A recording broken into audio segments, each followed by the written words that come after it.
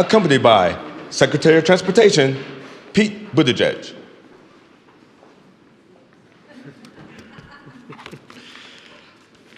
Please sit down.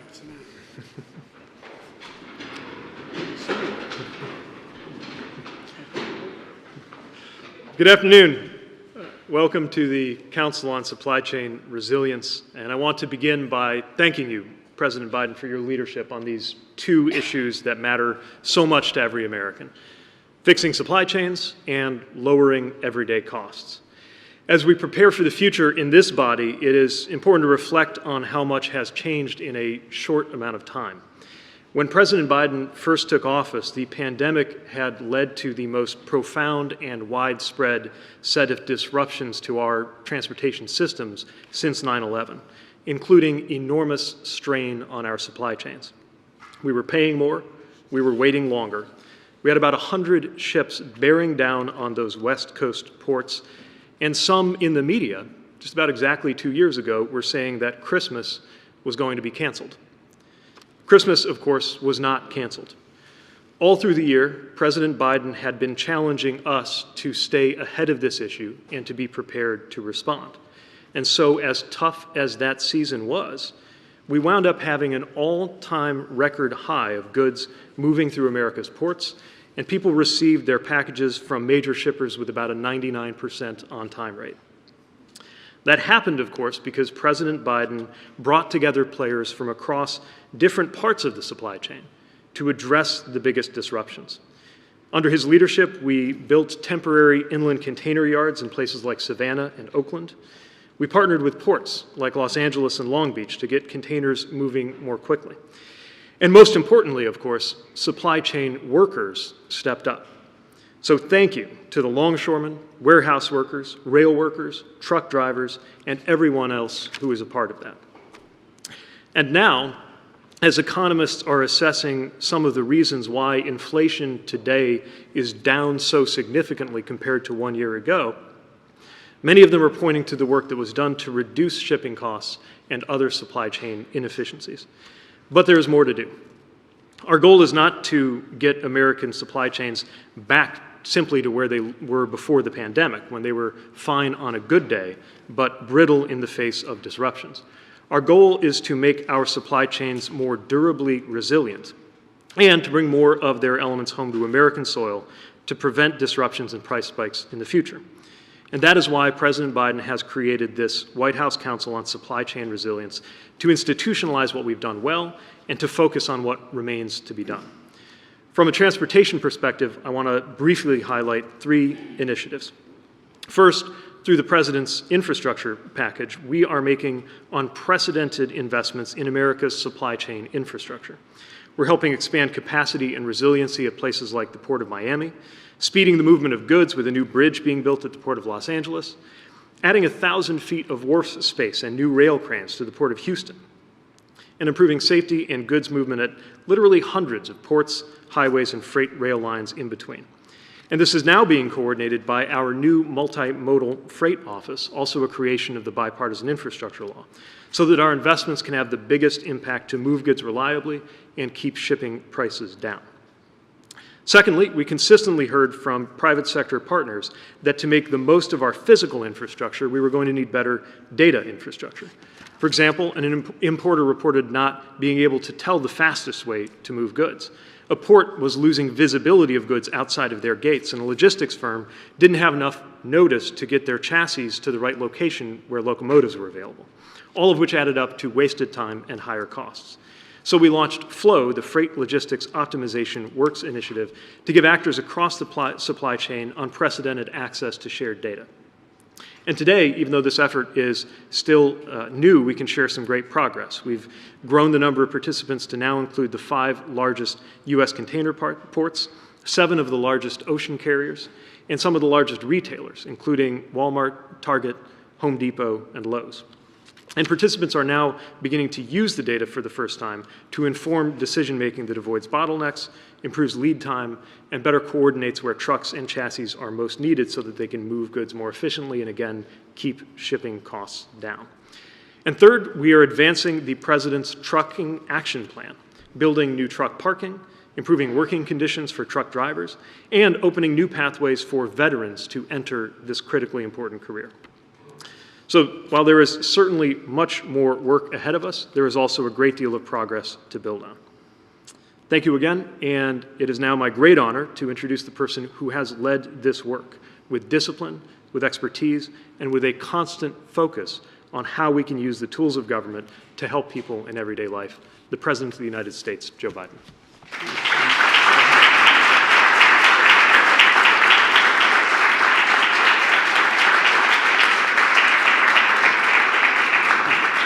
Well, thank you very much, Pete, and it's good to see you all.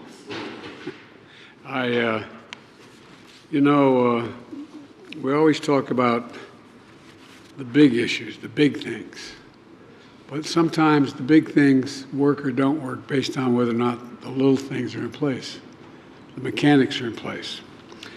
Secretary Buttigieg, thank you for being here today and help us launch this new Council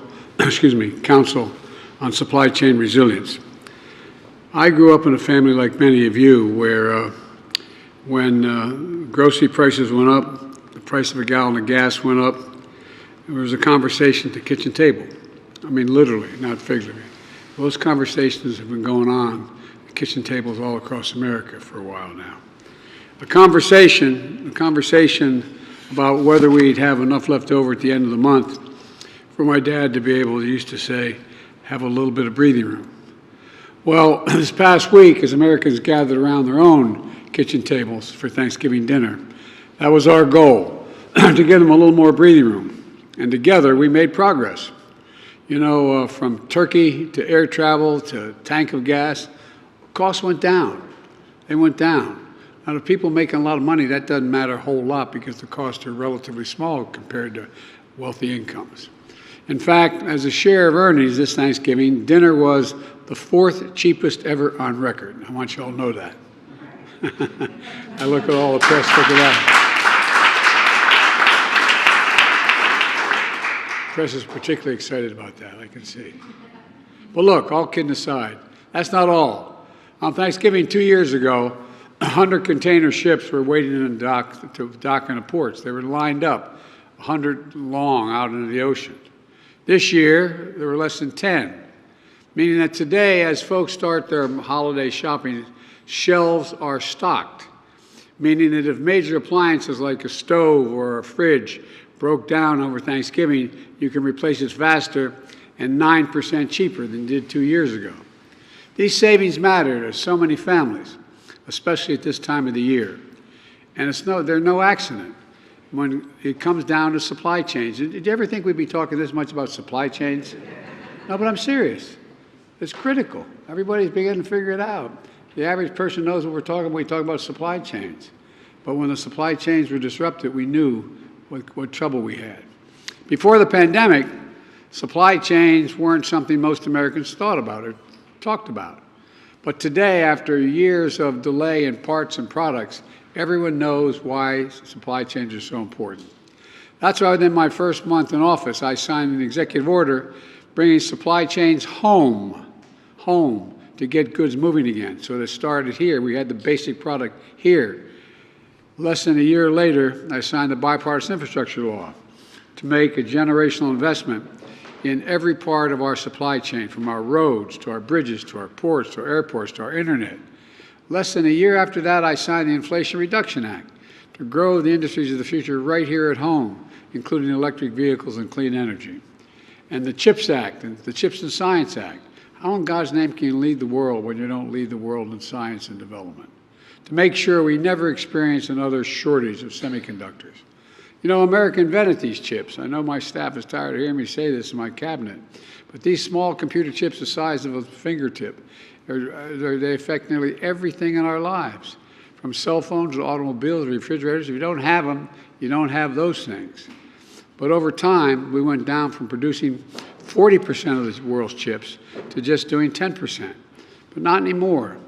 All over the country, semiconductor factory companies are investing hundreds of billions, let me say it, hundreds of billions of dollars to bring chip production back home here to the United States. Over the last 3 years, all the leaders around this table, these two tables on my right and left, have also worked to lower costs for American families. From cracking down on foreign-owned ocean shipping companies that had raised their prices as much as 1,000% while racking up enormous profits. Teaming up with truckers to create registered apprenticeship programs and move a record level of cargo around the country. To helping family farmers and family farms access fertilizer they need to grow food so many of us enjoyed in Thanksgiving. Folks, the result, today our supply chains are stronger than ever, with backlogs, bottlenecks, and shipping rates at a 25-year low. We've created 14 million new jobs, including 800,000 manufacturing jobs. And the unemployment rate has stayed below 4% for the longest stretch in over 50 years. And wages for working families have gone up while inflation has come down 65%. Giving families a little more money in their pockets and a little more breathing room for this holiday season. But we know the prices are still too high for too many things. That times are still too tough for too many families. But we made progress, but we have more work to do. Let me be clear. To any corporation that's not brought their prices back down, even as inflation has come down, even as supply chains have been rebuilt, it's time to stop the price gouging and give the American consumer a break. Look, that's why I'm tackling junk fees, these hidden charges that companies sneak into your bill to make you pay more money just because they can, and you have no alternative. Junk fees take real money out of the pockets of average Americans. They can add up to hundreds of dollars, weighing down family budgets and making it harder for families to pay their bills. And they feel like they're being played for suckers, which they are.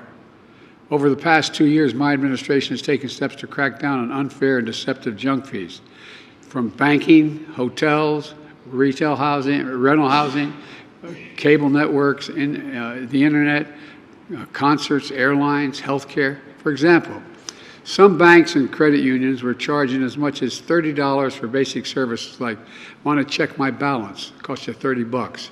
Retrieving old bank records, it costs you that much money. Looking at the balance on a loan, they charge you that money. And we took action. The action we've taken, all that is now illegal. Illegal. Overdraft fees were also down nearly 50%, which means savings of average $150 for 33 million families across the country. And credit companies have been charging an average of $31 whenever you call and whenever you can't pay your bill on time, whenever you're late. You know, we're taking action to cut these fees as well to no more than $8 penalty.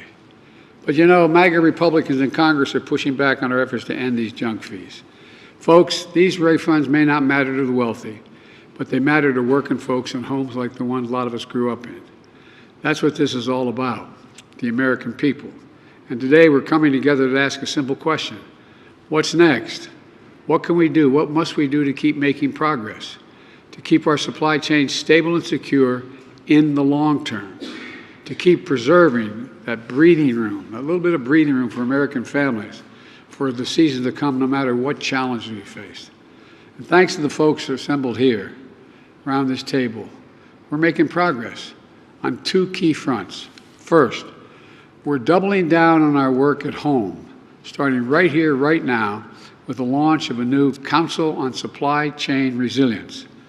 I'm charging this group to ensure that our supply chains remain secure, diversified, resilient, and into the future. I'm also directing my cabinet to create an early warning system that uses data to spot supply chains risks to our economic security, our national security, our energy security, and our climate security. And I'm proud to announce that I'll be invoking what's known as the Defense Production Act to boost production of essential medicines in America by American workers. Because you notice people had to get certain kinds of shots. It was not available. We had to get it overseas. Well, that supply chain is going to start here in America. Here in America. We're going to help assure American families have reliable access to medicines they need. Second, we're doubling down on our work with global partners. 2 weeks ago, I signed the first of its kind supply chain agreement with 13 countries in the Indo-Pacific. This agreement is going to help us identify supply chain bottlenecks before they become the kind of full-scale disruptions we saw during the pandemic. We all saw what happened then. Semiconductor supply chains from Asia and America from Asia to America shut down.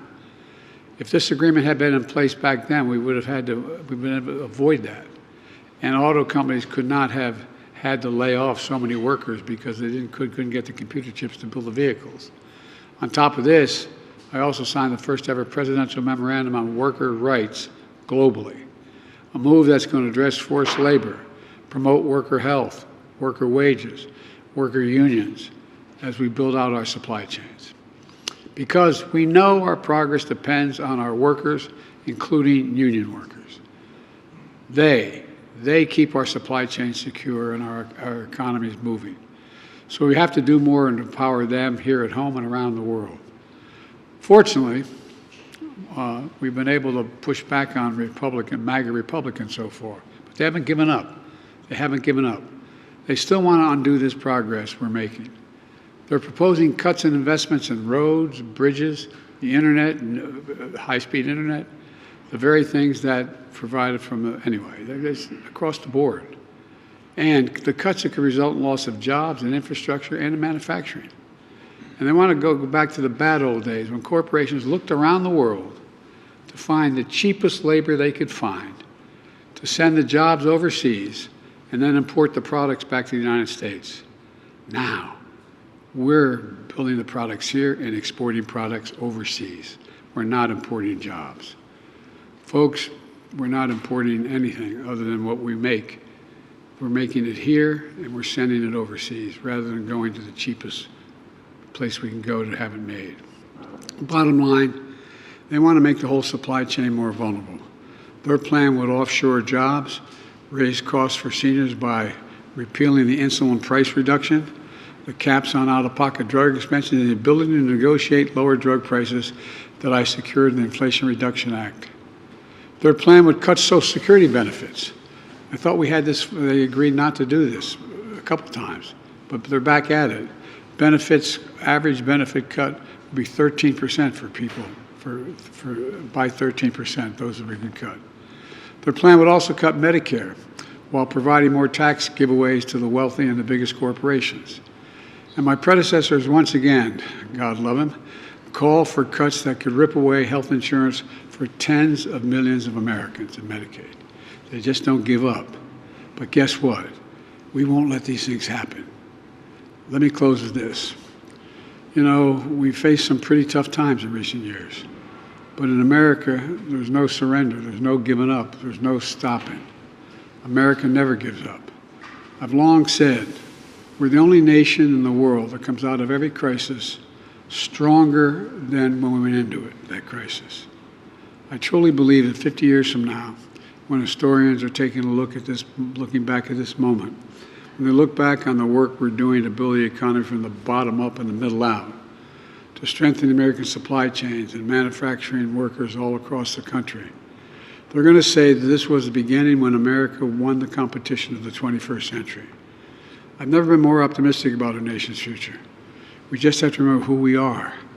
You've heard me say it before, we are the United States of America, and there's nothing beyond our capacity when we do it together.